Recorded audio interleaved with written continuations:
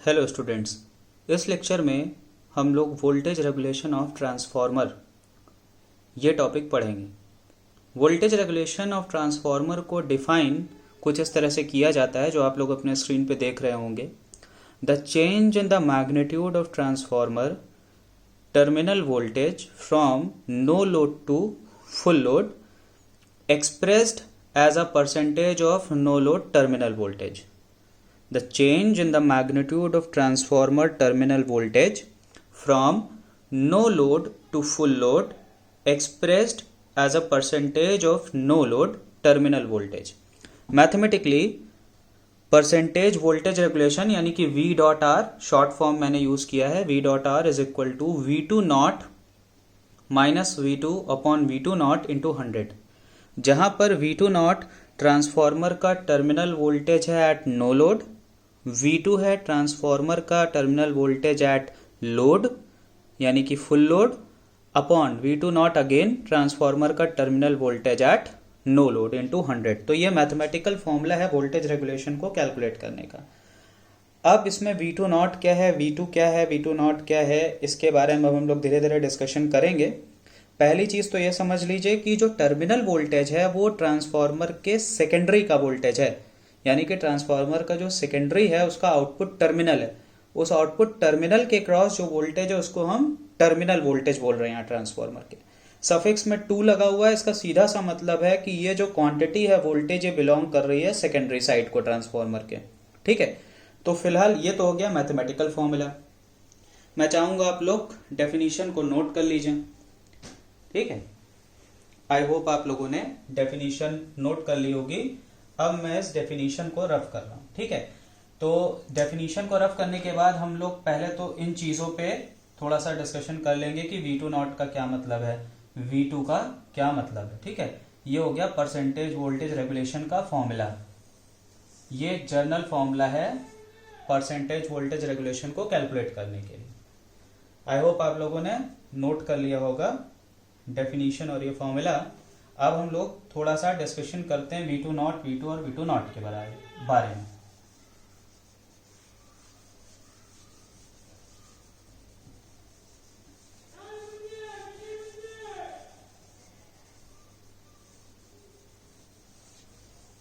ये बहुत tough topic नहीं है, आसान सा टॉपिक है, क्योंकि आप लोग अभी फर्स्ट ईयर में हो तो बहुत ज्यादा डिफिकल्ट न्यूमेरिकल्स भी नहीं आएंगे इसमें। अब जैसा कि आप लोग ऑलरेडी ट्रांसफार्मर का इक्विवेलेंट सर्किट पढ़ चुके हैं।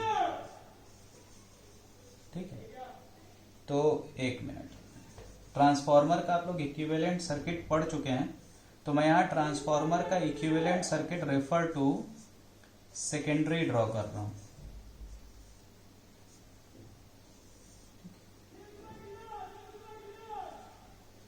और आपको इक्विवेलेंट सर्किट जो है वो समझना आना चाहिए, बड़ा जरूरी है, ये बात आप समझिए। ठीक है, तो ये हो गया आपका equivalent resistance refer to secondary RE2, equivalent leakage reactance refer to secondary.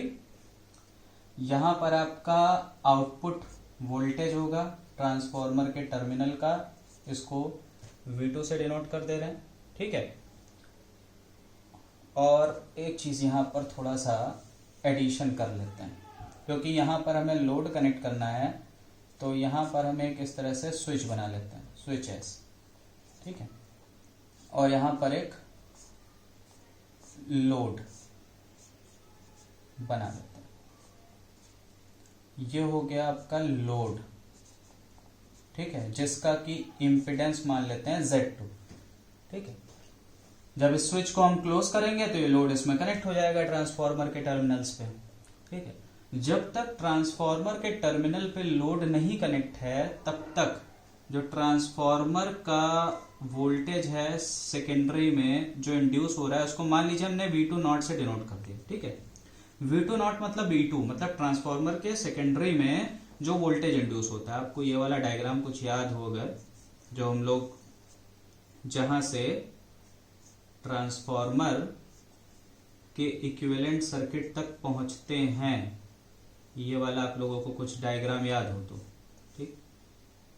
I hope कुछ आप लोगों के दिमाग में चल रहा हो तो इस तरह से हम लोग ट्रांसफॉर्मर का पहले तो सर्किट कोर टाइप ट्रांसफॉर्मर का पढ़ते हैं, उसके बाद हम लोग इक्विवेलेंट सर्किट पे पहुंचते हैं, इसको अप्रोक्सीमेशंस में करने के बाद।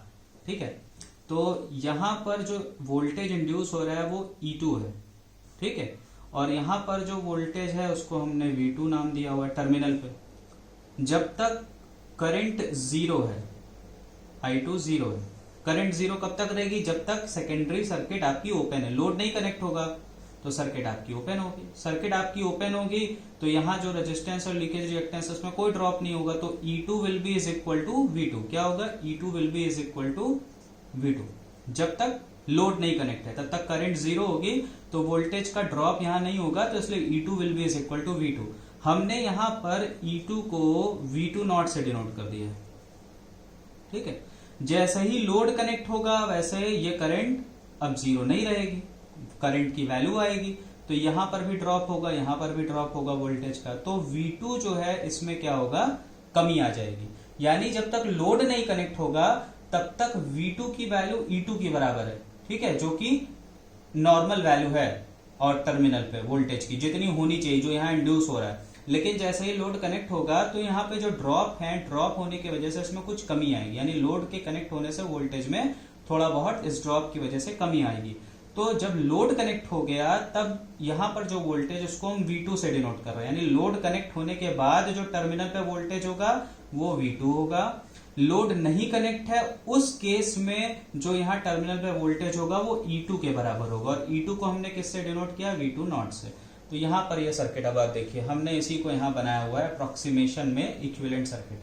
अब मेरी एक बात ध्यान से सुनिए, सिंप्लिसिटी के लिए स्टडी के पर्पज से इस वाले ब्रांच को, जो शंट ब्रांच है, ये जो शंट ब्रांच आप देख रहे हैं इक्विवेलेंट सर्किट में, इसको नेग्लेक्ट कर देते हैं। क्यों नेग्लेक्ट कर देते हैं? क्योंकि इस पाथ में जो करंट होती है, नो लोड प्राइमरी करंट, इसकी वैल्यू बहुत कम होती है। तो वैल्यू कम होती है तो इसका मतलब इस पाथ का जो इम्पिडेंस है वो बहुत ज्यादा होगा। तो इम्पिडेंस बहुत ज्यादा है तो इसको हम क्या कर सकते हैं? नेग्लेक्ट कर सकते हैं अप्रोक्सीमेशन के पर्पज से, और कोई खास बात नहीं है, मतलब स्टडी के पर्पज से कि आसानी से हम वोल्टेज रेगुलेशन के फॉर्मूले वगैरह को डराइव कर लें, उस पर्पज से इसको नेग्लेक्ट कर देते हैं। तो अब ये हमारा अप्रोक्सीमेट सर्किट हो गया। यहाँ पर जो वोल्टेज आएगा लोड कनेक्ट करने के बाद, टर्मिनल का जो वोल्टेज है उसको हम V2 से डिनोट करते हैं। बेसिकली टर्मिनल के वोल्टेज को हम V2 से डिनोट करते हैं। जब तक लोड नहीं कनेक्ट है तब तक V2 नॉट और V2 आपस में बराबर है।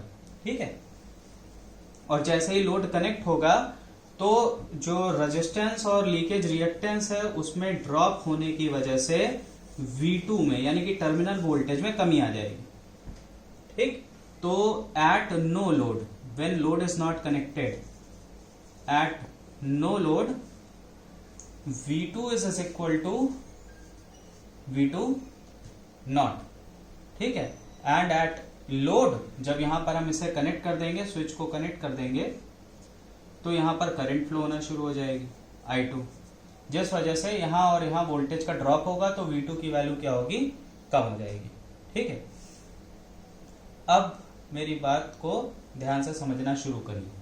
ठीक है, जो अभी मैथमेटिकल फॉर्मूला हम लोगों ने वोल्टेज रेगुलेशन का पढ़ा, वो मैथमेटिकल फॉर्मूला क्या है? Percentage voltage regulation is defined as V2 naught minus V2 upon V2 naught into 100।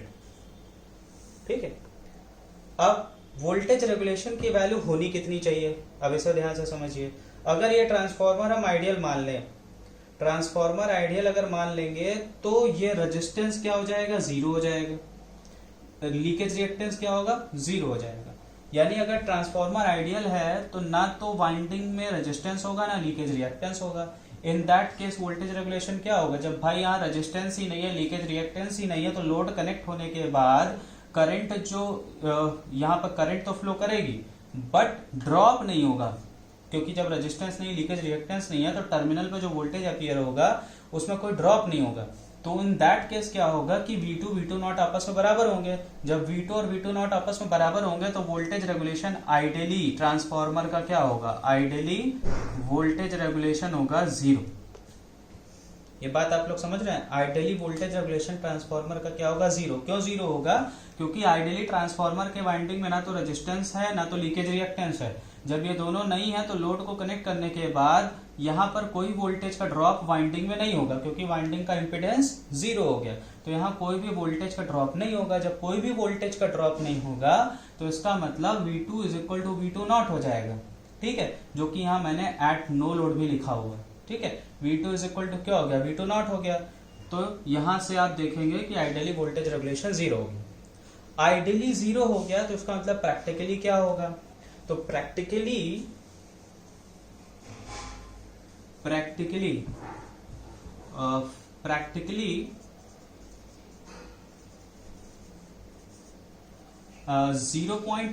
Power factor के अराउंड, अगर 0.8 पावर फैक्टर पे हम वोल्टेज रेगुलेशन निकाल रहे हैं प्रैक्टिकली, तो ट्रांसफार्मर का जो वोल्टेज रेगुलेशन है वो 2 से 5% के आसपास होना चाहिए, होता है, ठीक है, फॉर लैगिंग पावर फैक्टर,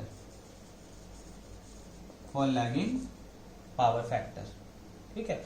तो आइडियली वोल्टेज रेगुलेशन जीरो होता है ट्रांसफार्मर का, और प्रैक्टिकली क्या होता है, 0.8 पावर फैक्टर के लिए 2 से 5% के आसपास होता है। अब मैंने यहाँ पावर फैक्टर का डिस्कशन किया, डिस्कशन में मैंने पावर फैक्टर को इंक्लूड किया, तो इसका सीधा सा मतलब यह है कि वोल्टेज रेगुलेशन जो भी हम कैलकुलेट करेंगे वो किसी पर्टिकुलर पावर फैक्टर के लिए कैलकुलेट करेंगे। तो इस बात का ध्यान रखिए कि वोल्टेज रेगुलेशन जो है वो किसी पर्टिकुलर पावर फैक्टर के लिए कैलकुलेट किया जाएगा, पावर फैक्टर ऑफ लोड के लिए, ठीक है। तो जो फॉर्मूला भी बनेगा वो किसी पर्टिकुलर पावर फैक्टर, किसी लोड के लिए हम वोल्टेज रेगुलेशन निकालेंगे ना, तो पावर फैक्टर जो है किसी पर्टिकुलर केस में हम वोल्टेज रेगुलेशन निकालेंगे, जो पावर फैक्टर हम कंसीडर करेंगे लोड का, ठीक। दूसरी चीज, जब हम वोल्टेज रेगुलेशन की बात कर रहे हैं तो एक चीज का ध्यान रखिए कि जो प्राइमरी वोल्टेज जो कि अप्लाई हो रहा है वो कांस्टेंट मान के चलेंगे। जब हम वोल्टेज रेगुलेशन कैलकुलेट कर रहे हैं तो for constant primary voltage calculate कर रहे हैं। फिलहाल इसके लिए आपको बहुत डीप में जाने की जरूरत नहीं है, बस इतना समझ लीजिए कि जो वोल्टेज रेगुलेशन है वो वोल्टेज रेगुलेशन कैलकुलेट होता है किसी particular power factor of load के लिए, और वोल्टेज रेगुलेशन का ये हो गया numerical formula. Ideally voltage regulation zero होगा, यानी आइडियल ट्रांसफार्मर का जो वोल्टेज रेगुलेशन है वो जीरो होगा, और प्रैक्टिकली 0.8 पावर फैक्टर लोड के लिए, लैगिंग पावर फैक्टर लोड के लिए वोल्टेज रेगुलेशन 2 से 5% होता है, ठीक है। हाँ, ये जो सर्किट यहाँ बनी हुई है अप्रोक्सीमेट इक्विवेलेंट सर्किट है, रेफर टू सेकेंडरी, ये मैं नीचे लिखना भूल गया, तो आप लोग इस बात का ध्यान रखिए कि यहाँ पर जो सर्किट मैंने बनाई हुई है ये ट्रांसफार्मर की इक्विवेलेंट सर्किट है, रेफर टू सेकेंडरी। चलिए अब हम लोग क्या करते हैं, थोड़ा सा फॉर्मूले को न्यूमेरिकल्स के हिसाब से बनाते हैं। ये तो एक सिंपल सा फॉर्मूला है जो यहाँ लिखा हुआ है। अब इस फॉर्मूले को हम जरा सा न्यूमेरिकल के हिसाब से लेके आते हैं, ठीक है। उसके लिए क्या करते हैं, मान लेते हैं लोड कनेक्ट हो गया, ठीक है। यहाँ पर एक लोड है जिसका कोई पर्टिकुलर पावर फैक्टर है, मान लेते हैं power factor of the load हमने रिप्रेजेंट कर लिया cos ∅2 से, क्योंकि सेकेंडरी साइड में लगा हुआ है इसलिए यहाँ जो फेज एंगल है उसके सफिक्स में हमने 2 लगा लिया, यानी लोड पावर फैक्टर एंगल कितना हो गया, ∅2। यहाँ पर एक लोड है जिसका इंपीडेंस Z2 मान लिया हमने, उसका पावर फैक्टर मान लीजिए cos ∅2 है, और पावर फैक्टर एंगल क्या हो गया, ∅2 हो गया, ठीक है। लोड कनेक्ट है, सर्किट में करंट फ्लो करेगी, हमने करंट एज्यूम कर लिया I2। अब इस सर्किट में हम केवीएल लगा देते हैं। केवीएल लगाने के बाद हमें इक्वेशन क्या मिलेगी, इक्वेशन मिलेगी V2 इज इक्वल टू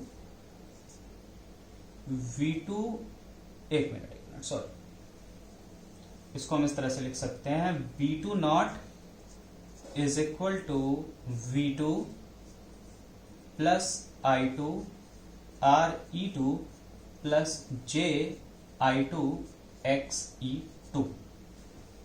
ये हो गई KVL equation. Because these are phasors तो हम यहां पर फेजर इस तरह से रिप्रेजेंट कर सकते हैं। तो ये केवीएल अप्लाइंग केवीएल अप्लाई करने के बाद आपको ये इक्वेशन मिली। ये इक्वेशन मैंने क्यों बनाई है, ये इक्वेशन मैंने इसलिए बनाई है क्योंकि मुझे फेजर डायग्राम बनाने हैं। फेजर डायग्राम के हेल्प से हम एक फॉर्मूला बनाने जा रहे हैं, ठीक है। तो फेजर डायग्राम बनाने के लिए हमने इसकी केवीएल इक्वेशन है सर्किट की, जो इक्विवेलेंट सर्किट है रेफर टू सेकेंडरी, उसकी हम उस सर्किट की हेल्प से हमने यहाँ पे केवीएल इक्वेशन बना ली।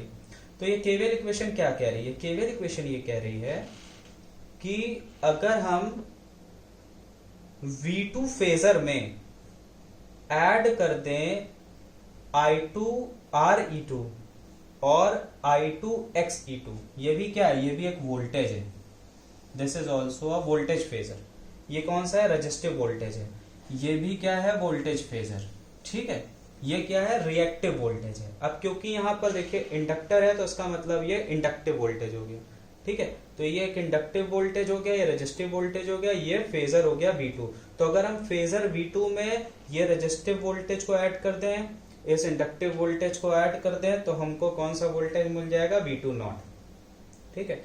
तो हम आते हैं फेजर डायग्राम पे। ये केवीएल इक्वेशन अभी मैं ऊपर लिख देता हूं।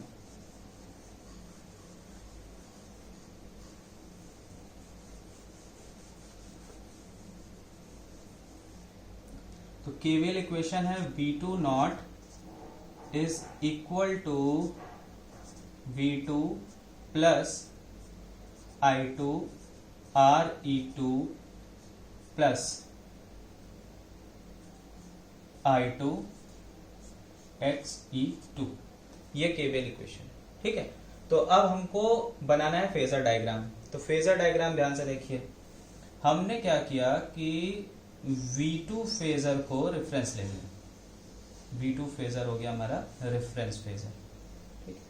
हम इंडक्टिव लोड के लिए फेजर डायग्राम बना रहे हैं। फेजर डायग्राम क्योंकि लोड बेसिकली 3 टाइप के हो सकते हैं, जो अभी मैंने बनाया था डायग्राम में Z2 जिसका इंपेडेंस मेंशन किया था। लोड आपका हो सकता है रेजिस्टिव, इंडक्टिव और कैपेसिटिव, बट मेजॉरिटी में जो प्रैक्टिकली लोड पाए जाते हैं वो इंडक्टिव इन नेचर होते हैं। तो इसीलिए मैं फेजर डायग्राम जो आपको एक्सप्लेन करने जा रहा हूं वो मैं सिर्फ इंडक्टिव लोड के लिए बनाने जा रहा हूं। मैं आपको ये भी बता दूं, क्योंकि अब आप लोग फर्स्ट ईयर में फिलहाल हो, तो फर्स्ट ईयर में आपसे ये फेजर डायग्राम और जो मैं डेरिवेशन करने जा रहा हूँ वो तो नहीं पूछा जाएगा, लेकिन जो मैं फॉर्मूला आपको बताने जा रहा हूँ उस फेजर डायग्राम की हेल्प से, उस फॉर्मूले पे न्यूमेरिकल आ सकते हैं। तो इसलिए just for the sake of knowledge आप लोग इस फेजर डायग्राम को समझिए और इस डेरिवेशन को समझिए, और आई होप आपसे पूछा नहीं जाएगा, लेकिन फिर भी नॉलेज होना जरूरी है। ठीक है। तो हमने इंडक्टिव लोड के लिए फेजर डायग्राम बनाना है। ठीक है। तो इंडक्टिव लोड के हिसाब से हम चलते हैं। अब जो करंट है वो वोल्टेज से लैग करेगी एट सम एंगल, और वो पावर फैक्टर एंगल हमने क्या माना है? phi2। तो ये हो गया पावर फैक्टर एंगल। ठीक। अब देखिए V2 में आपको ऐड करना है पहले ये वाला वोल्टेज। ये क्या है? Resistive voltage. ठीक। और आपने मॉड्यूल 2 में पढ़ा हुआ है रेजिस्टिव वोल्टेज का फेजर कैसे बनता है, इंडक्टिव वोल्टेज का फेजर कैसे बनता है, मतलब करंट के रिस्पेक्ट में इनका क्या रिलेशन होता है, फेज रिलेशन क्या होता है। तो हमको पता है कि रेजिस्टिव वोल्टेज जो होता है वो करंट के साथ सेम फेज में होता है। तो हम ये जो वोल्टेज फेजर है जिसमें ये और ये फेजर ऐड करना है, तो हमें इस वोल्टेज फेजर से इस करंट के डायरेक्शन में सेम फेज, यानी जिस फेज में करंट है, करंट जिस डायरेक्शन में है, एक पैरेलल लाइन खींच देंगे। ठीक है। थोड़ा सा बड़ा बना लेते हैं इसको। करंट फेजर के पैरेलल में एक लाइन खींच लिया। ठीक है। तो ये जो रिप्रेजेंट होगा, ये रिप्रेजेंट होगा फेजर I2 RE2, यानी रेजिस्टिव वोल्टेज करंट के साथ सेम फेज में।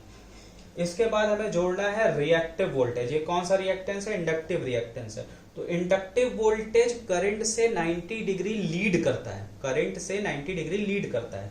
ये वाला फेजर करंट की डायरेक्शन में बना हुआ है, तो इससे ये इंडक्टिव फेजर वोल्टेज जो है वो 90 डिग्री लीड करेगा। तो यहां से एक 90 डिग्री फेजर बना लीजिए। तो ये वाला जो फेजर बनेगा ये हो गया आपका I2 XE2। आई होप आप लोग को समझ में आ रहा होगा। ये चीजें हम लोगों ने क्लास में डिस्कस की, कोई नई चीज मैं आपको नहीं बता रहा हूं। फिर यहाँ जो ओरिजिन है, ओरिजिन से इस लाइन को मिला लीजिए, इस फेजर को इस तरह से मिला लीजिए। तो ये जो हो गया, ये हो गया आपका रिजल्टेंट वोल्टेज V2 नॉट। तो ये हो गया फेजर डायग्राम। हमने सबसे पहले क्या किया? V2 फेजर ड्रॉ किया। लैगिंग पावर फैक्टर के लिए फेजर डायग्राम बन रहा है, इसलिए करंट I2 को एट सम एंगल लैग करते हुए बना लिया। वो एंगल कितना? phi2, यानी पावर फैक्टर एंगल।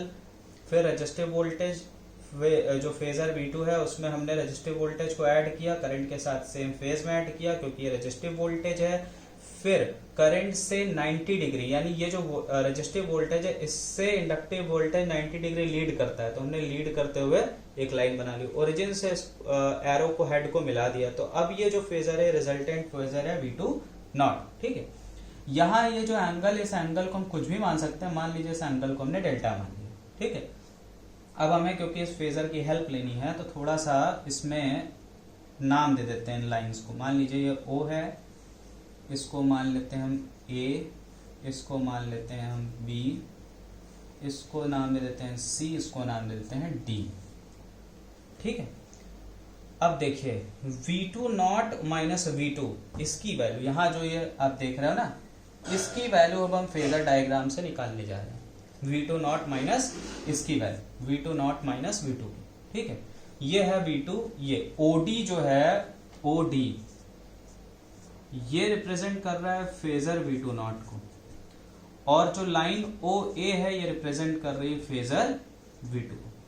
हमको क्या निकालना है? V2 नॉट माइनस V2, हमको निकालना है V2 नॉट माइनस V2। तो इसका मतलब हमें क्या निकालना है? OD minus OA। ठीक, तो अब हम लोग थोड़ा यहाँ पर अप्रोक्सीमेशन लगाएंगे, मैथमेटिक्स थोड़ा लगाएंगे। अब ध्यान से समझिए, ये जो एंगल है ये एंगल बहुत कम होता है। ठीक, ऐसा नहीं है कि एंगल बहुत ज्यादा होता है, ये एंगल बहुत कम होता है। For the sake of I mean simplicity के लिए, समझाने के लिए ये वाला फेजर लंबा, ये वाला फेजर बड़ा बड़ा बनाया गया, तो इस वजह से एंगल थोड़ा आपको ज्यादा लग रहा है। ठीक है, बट ये एंगल बहुत कम होता है। Since the angle delta is very small, ये बहुत स्मॉल होता है। ठीक है, जब ये बहुत छोटा होता है तो हम ये मान सकते हैं कि जो OD है वो अप्रोक्सीमेटली इक्वल टू किसके होगा। अब देखिए यहाँ थोड़ा सा मैथमेटिक्स, हम क्या करते हैं, इस लाइन को थोड़ा सा बढ़ा लेते हैं। ठीक है, इसको थोड़ा सा रफ करके यहाँ के बजाय मैं यहाँ लिख देता हूँ। आई होप आप लोग को समस्या ना हो। XC2 यहाँ लिख देता हूँ। ठीक, इसको थोड़ा सा हमने बढ़ा लिया, यहाँ से एक परपेंडिकुलर ड्रॉप कर दिया, और ये वाली लाइन को भी बढ़ा लिया, यहाँ भी एक परपेंडिकुलर ड्रॉप कर दिया। आई होप आप लोग को डायग्राम में ठीक से समझ में आ रहा हो। ठीक है, और ये लाइन बना दिया। ना इसकी जरूरत नहीं, इसकी जरूरत नहीं है भाई, बस। ठीक है, DOABCD DDD इसको मान लेते हैं E, इसको मान लेते हैं F। ठीक, EF इसको मान लेते हैं G। ठीक है, यहां से एक लाइन इस तरह से ड्रॉप कर लेते हैं। ठीक है, तो आई थिंक हम लोग क्या करें, हम लोग ये काम करते हैं कि E यहाँ नहीं मानते हैं, तब हमारा मामला थोड़ा गड़बड़ा जाएगा। जो हमको लेके आना है वो हम इस लाइन जहाँ पे टच कर रही है यहाँ पर E मान लेते हैं। अब हमारा काम बन गया भाई। ठीक, अब देखिए ये एंगल बहुत स्मॉल है, तो ये वाली जो लाइन आप देख रहे हैं OD, ठीक, ये लाइन हम मान सकते हैं कि ये OF के बराबर है, अप्रोक्सीमेटली OF के बराबर है। ठीक, क्योंकि जब ये एंगल बहुत कम है, डेल्टा बहुत कम है, तो ये लाइन को मान लेते हैं यहाँ तक है पूरी, ये लाइन इसके ऊपर प्रोजेक्ट हो रही है। ठीक, क्योंकि एंगल बहुत कम है, तो OD approximately is equal to OF। यहाँ तक बात समझ में आई? तो V2 नॉट माइनस V2 जो लिखा हुआ है यहाँ पे, V2 naught minus V2 naught minus V2, अब हम इसको OD के प्लेस पे क्या लिख सकते हैं? OF minus OA। OF में से OA माइनस कर देंगे तो AF मिलेगा हमको। क्या मिलेगा? AF, जो कि क्या होगा? V2 नॉट माइनस V2 के बराबर। और AF को हम क्या लिख सकते हैं? AE plus EF। यहां तक आप लोगों के बात समझ में आई? अब देखिए, अगर ये एंगल हम निकालना चाहें, ये एंगल अगर φ2 है तो ये एंगल कितना होगा भाई? इस लाइन के पैरेलल में लाइन ड्रॉ की गई तो ये एंगल φ2। ठीक, अब अगर ये एंगल फाई टू है, ये आपका एक राइट एंगल ट्रायंगल है AEC, ये एंगल फाई टू है, ये एंगल 90 है, तो हम ये एंगल निकाल सकते हैं। ये एंगल कितना होगा, ये एंगल होगा 90 माइनस फाई टू, और ये एंगल कितना होगा फाई टू। ट्रिग्नोमेट्री है, आप लोग समझना चाहेंगे तो आसानी से समझ जाएंगे बातें। ये एंगल अगर फाई टू है, ये राइट एंगल ट्रायंगल है, ये एंगल हम निकाल सकते हैं 90 माइनस फाई टू, ये एंगल होगा कितना फाई टू। ठीक है, ये एंगल कितना होगा फाई टू। ठीक, अब आइए, तो V2 नॉट माइनस V2 बराबर क्या हो रहा है, AE plus EF, AE plus EF। अब इन ट्रायंगल AEC हमको AE की वैल्यू निकालनी है, पता है हमको AC की वैल्यू। ये एक राइट एंगल ट्रायंगल है, ये एंगल फाई टू है हमारा।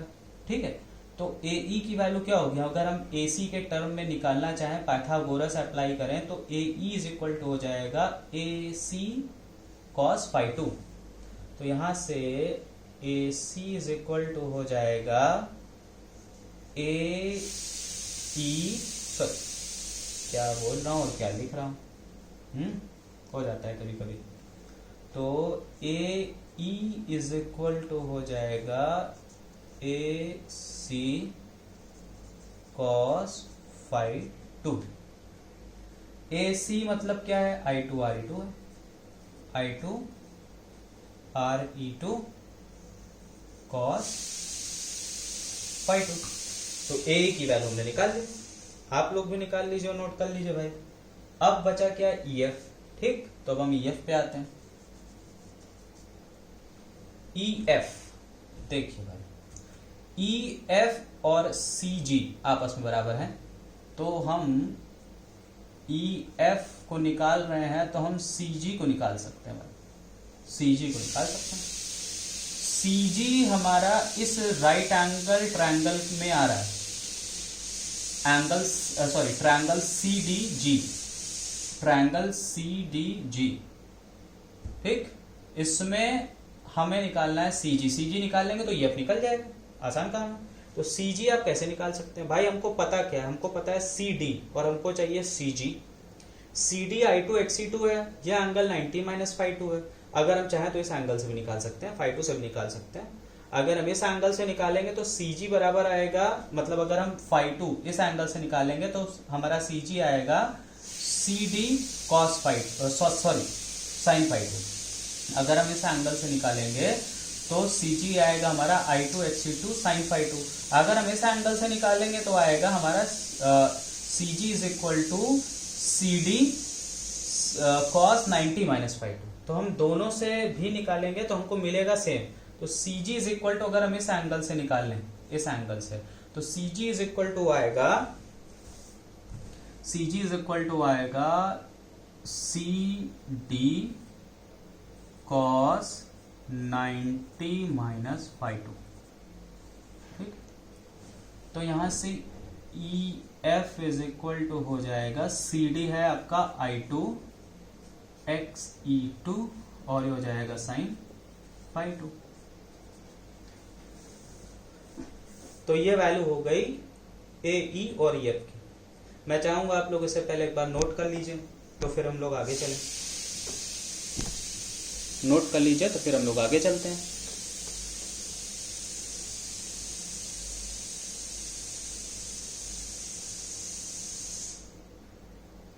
चलिए, आई होप आप लोगों ने नोट कर लिया होगा, और आप लोगों ने अगर नोट कर लिया है तो हम लोगों ने, अब आप देखिए V2 नॉट माइनस V2 की वैल्यू निकाल ली है।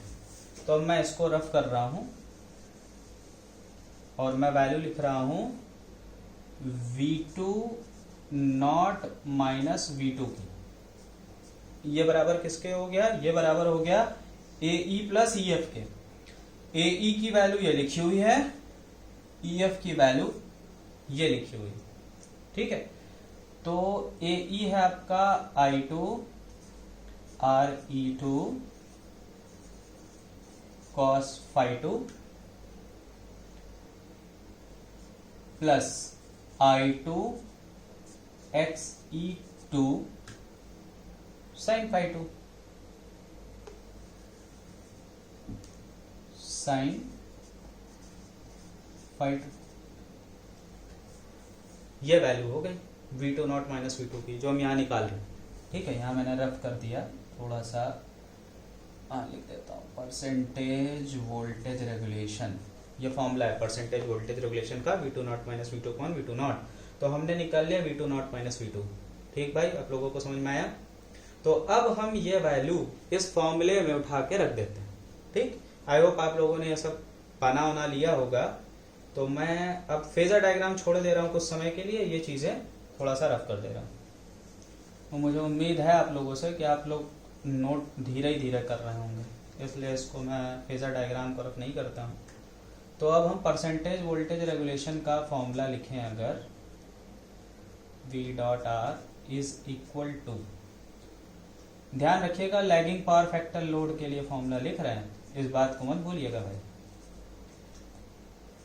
cos phi2 plus I2 XE2 sin phi।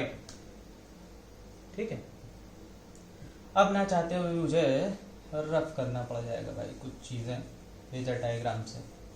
ठीक, तो पूरा ही पूरा रफ कर देते हैं, क्या शर्माने वाली तो उसमें कोई बात है नहीं, अपना ही लिखा हुआ है, upon V2 naught into 100 into 100। तो अब देखिए ये फॉर्मूला हमने इस तरह से बना लिया। ठीक है, तो अब इसको तो पहली चीज आप लोग नोट कर लीजिए भाई, एक ये फॉर्मूला हो गया जो कि आप न्यूमेरिकल में इस्तेमाल कर सकते हैं। ठीक है, चलिए तो बाकी चीजों को भैया रफ कर दिया गया है, कोई समस्या वाली बात नहीं, रफ कर सकते हैं। अब अगली चीज, अगर यहां पर 100 से मल्टीप्लाई नहीं है, उस केस में वोल्टेज रेगुलेशन जो कैलकुलेट होगा वो कैलकुलेट होगा इन per unit, P dot U, इसको पढ़ेंगे पर यूनिट। उसको हम लिख सकते हैं I2 RE2 cos phi2 upon V2 naught.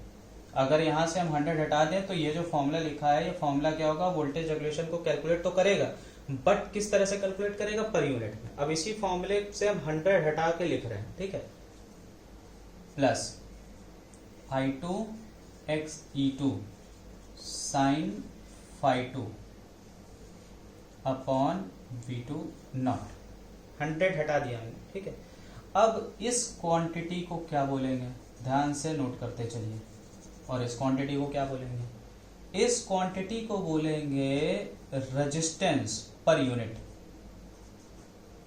ठीक, या कह लीजिए कि जो वाइंडिंग में ओमिक लॉस हो रहा है पर यूनिट। ठीक, प्लस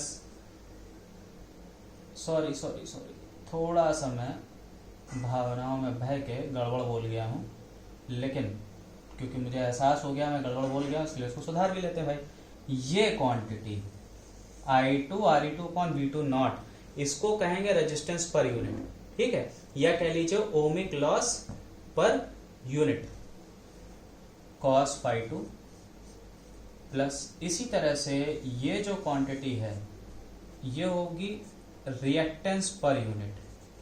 ठीक, रिएक्टेंस पर यूनिट साइन phi2। तो ये वोल्टेज रेगुलेशन का फॉर्मूला है इन पर यूनिट।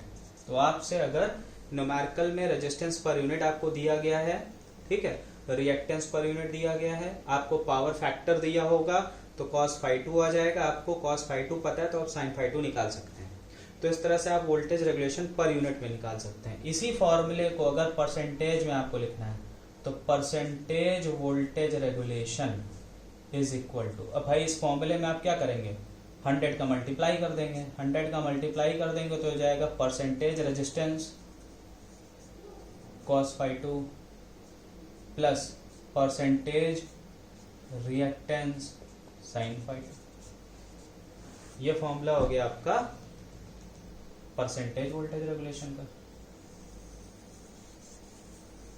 ठीक, और ये पर यूनिट का फॉर्मूला हो गया। हाँ, इस फॉर्मूले को आप इस तरह से भी लिख सकते हैं, percentage voltage regulation is equal to R per unit cos phi two plus X per unit sine phi two into 100। हमने इस चीज को यहां पर डायरेक्ट लिख दिया था। आप इस तरह से भी लिख सकते हैं, सारे ऑप्शंस आपके पास अवेलेबल है। तो होता क्या है कि कुछ न्यूमेरिकल्स ऐसे होते हैं जो इस टर्म में आपको वैल्यू दी होगी या इस टर्म में वैल्यू दी होगी, तो आपको वहां से वोल्टेज रेगुलेशन निकालना हो सकता है। और जनरल फॉर्मूला तो ये है। अब इस फॉर्मूले से एक चीज ध्यान से याद रखिए, समझ लीजिए, यहां पर जो Re2 है, यह Re2 क्या है? यह Re2 है ट्रांसफार्मर का equivalent resistance refer to secondary, और ये Xe2 क्या है? ट्रांसफार्मर का इक्विवेलेंट लीकेज रिएक्टेंस, ट्रांसफार्मर के वाइंडिंग का equivalent leakage reactance refer to secondary.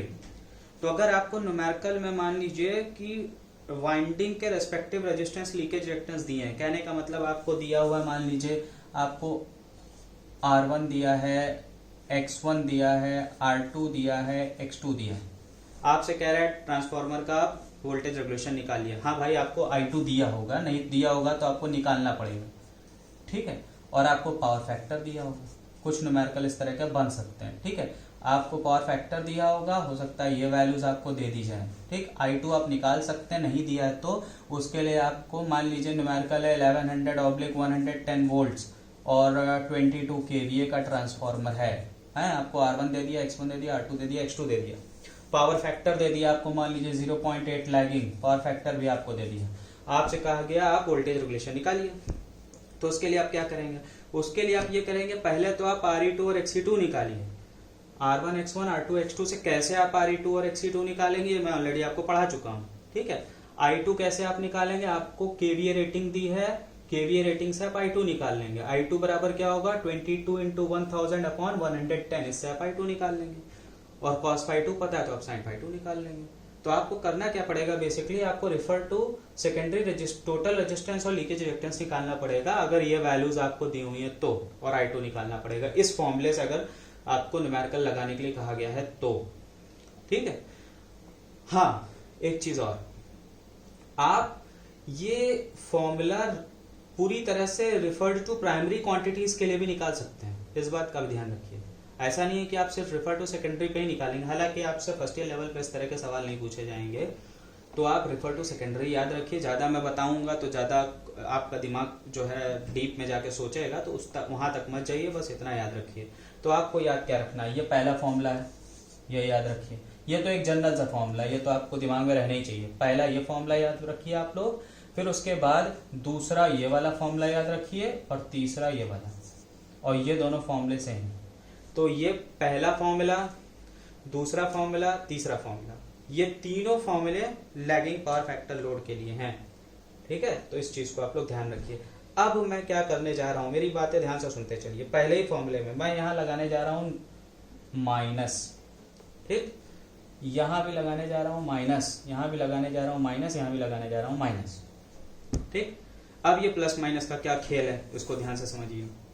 अगर लोड लैगिंग पावर फैक्टर का है तो इस फॉर्मूले में माइनस को ढक लीजिए, इस फॉर्मूले में भी माइनस को ढक लीजिए, इस फॉर्मूले में माइनस को ढक लीजिए, इसमें भी माइनस ढक लीजिए। यानी अगर लैगिंग पावर फैक्टर लोड है तो यहां पर सिर्फ प्लस होगा, यहां पर भी सिर्फ प्लस होगा, यहां पर भी सिर्फ प्लस होगा, यहां भी सिर्फ प्लस होगा। अगर पावर फैक्टर लीडिंग है, यानी कि जो लोड लगा उसका पावर फैक्टर लीडिंग है, तो यहां से प्लस हटा दीजिए, सिर्फ इस फॉर्मूले में क्या रहेगा? माइनस। यानी माइनस यहां तब यूज होगा जब लीडिंग पावर फैक्टर है, यहां पे भी माइनस रहेगा, यहां पर भी माइनस रहेगा। तो मेरी बात आप लोगों ने ध्यान से सुनी, ये एक जनरलाइज फॉर्मूला मैंने लिख दिया है।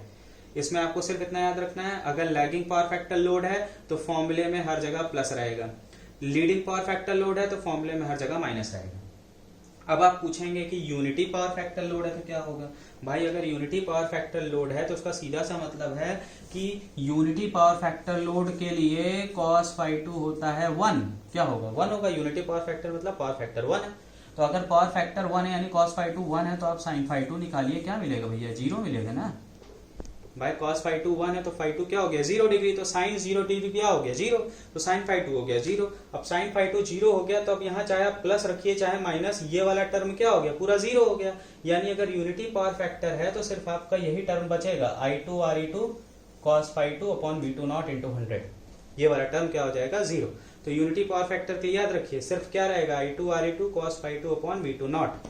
ठीक है, मैं जो है यहाँ बगल में लिख भी देता हूँ, आप लोग जो है सुनते जरूर हैं लेकिन समझते नहीं, बड़ी समस्या है।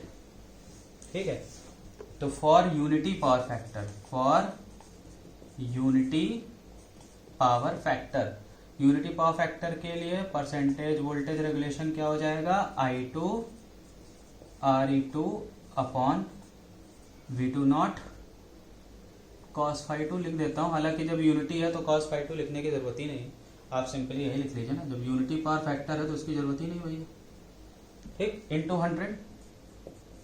ठीक, और इसके अलावा आप लिख सकते हैं इसी फॉर्मूले को, और percentage are, bus voltage regulation क्या हो जाएगा परसेंटेज आर। जो परसेंटेज आर दिया वो 1% दिया तो वोल्टेज रेगुलेशन 1%, 2% दिया तो 2%। भाई पावर फैक्टर तो हमेशा लगे ही होगा, तो सॉरी यूनिटी ही होगा। ठीक है, अगर पर यूनिट में है तो voltage regulation per unit is equal to R per unit. Numerical में आर पर यूनिट अगर आपको 0.01 दिया है तो वोल्टेज रेगुलेशन पर यूनिट में हो गया 0.01। तो ये तो हो गया वोल्टेज रेगुलेशन के फॉर्मूले, इसको आप लोग नोट कर लीजिए, फटाफट फटाफट नोट कर लीजिए। आप लोगों ने आई होप अब तक नोट कर लिया होगा, आप लोग साथ में नोट भी करते चलिए, मतलब एक बार वीडियो समझ लीजिए फिर दोबारा जो वीडियो चलाइए तो उसमें नोट करते चलिए। ठीक है, तो अब मैं ये सारा तामझाम जो लिखा हुआ है इसको रफ कर रहा हूँ। ठीक है,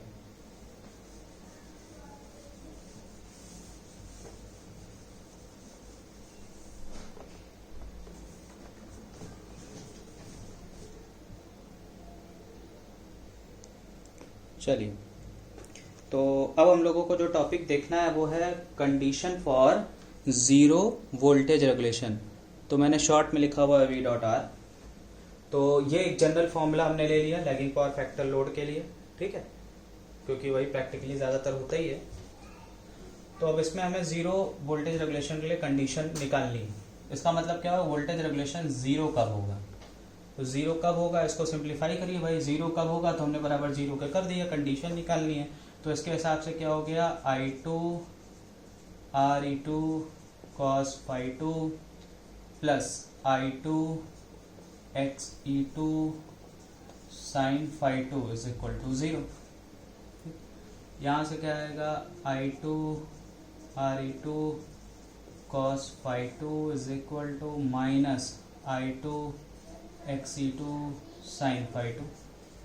इसको सिंप्लीफाई करिए, इसको आप सिंप्लीफाई करेंगे तो होगा tan phi two is equal to minus RE2 upon XE2। That means भाई I2 से I2 कट जाएगा ना, that means phi two is equal to हो जाएगा tan इनवर्स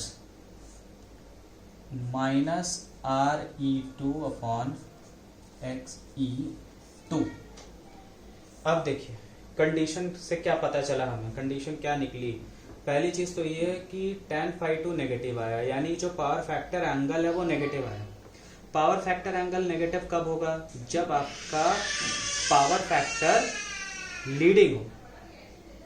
तो लीडिंग पावर फैक्टर के लिए ही आपका वोल्टेज रेगुलेशन जीरो आएगा, क्योंकि ये कंडीशन आपको बता रही है कि जब पावर फैक्टर एंगल नेगेटिव होगा तो ही आपका वोल्टेज रेगुलेशन जीरो आ सकता है।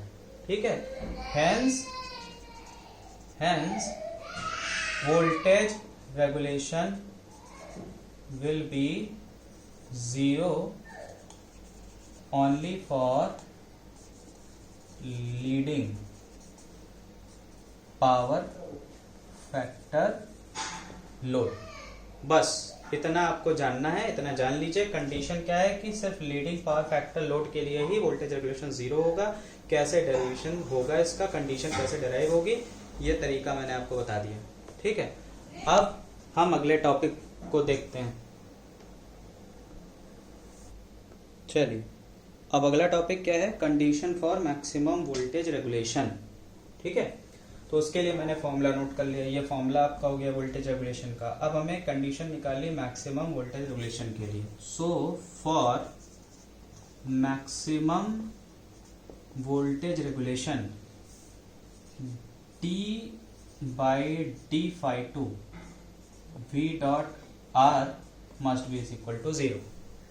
यानी कि अगर इस एक्सप्रेशन का डेरिवेटिव फाई टू के रिस्पेक्ट में 0 के बराबर है तो ये कंडीशन आपको निकाल के दे देगा मैक्सिमम वोल्टेज रेगुलेशन की।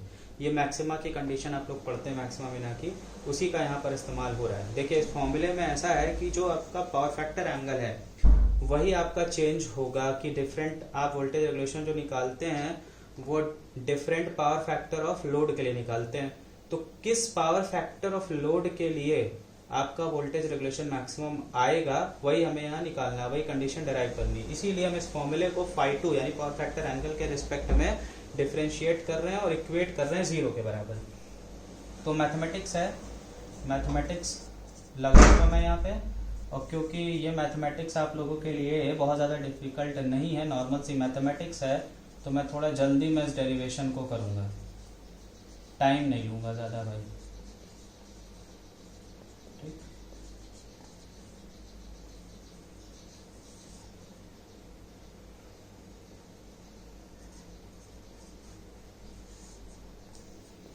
आप इसको डिफरेंशिएट करेंगे, 0 के बराबर करेंगे, तो पहले वाला ये टर्म है भाई, आप इसको डिफरेंशिएट करेंगे। ठीक, इसको डिफरेंशिएट करेंगे, सेकेंड टर्म को रिटेन करेंगे, ये सारी चीज़ें आप करेंगे। तो उसको करने के बाद जो वैल्यूज़ आपको मिलेंगी वो होगी minus I2 RE2 sine phi to.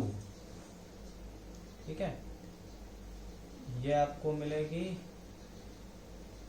और आपको ये होगा plus I2 XE2 cos phi two is equal to 0। ये आपको मिलेगा जब आप डिफरेंशिएशन करेंगे। तो फिर यहाँ से आपको क्या मिलेगा, आप इसको लिख सकते हैं I2 RE2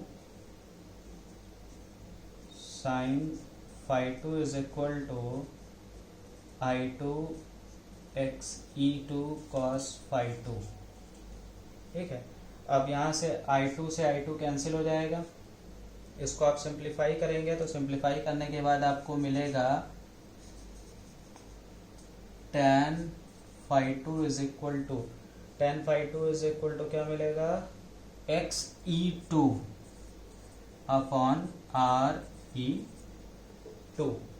ठीक है, और phi two is equal to क्या होगा, tan inverse XE2 upon RE2। ये हो गया कंडीशन मैक्सिमम वोल्टेज रेगुलेशन की, ये कंडीशन हो गई, कंडीशन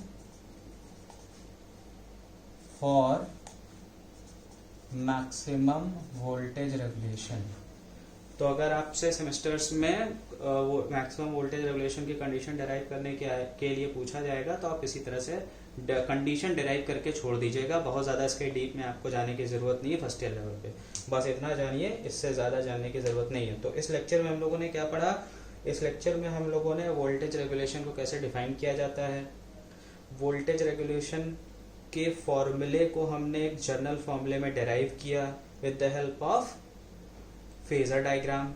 उसके बाद हम लोगों ने क्या किया, पर यूनिट रेजिस्टेंस के टर्म में कैसे फॉर्मूला लिखते हैं वो सीखा। उसके बाद जो जनरल फॉर्मूला होता है कि प्लस कब यूज़ करेंगे फॉर्मूले में, माइनस कब यूज़ करेंगे, प्लस यूज़ करेंगे जब लैगिंग पावर फैक्टर होगा, माइनस यूज़ करेंगे जब लीडिंग पावर फैक्टर होगा। यूनिटी पावर फैक्टर के केस में क्या चेंज आएगा फॉर्मूले में, ये पढ़ा हमने। उसके बाद हमने पढ़ा कि जीरो वोल्टेज रेगुलेशन किस कंडीशन में अकर करेगी, वो हमने पढ़ा, वो सिर्फ लीडिंग पावर फैक्टर लोड के लिए हो सकती है।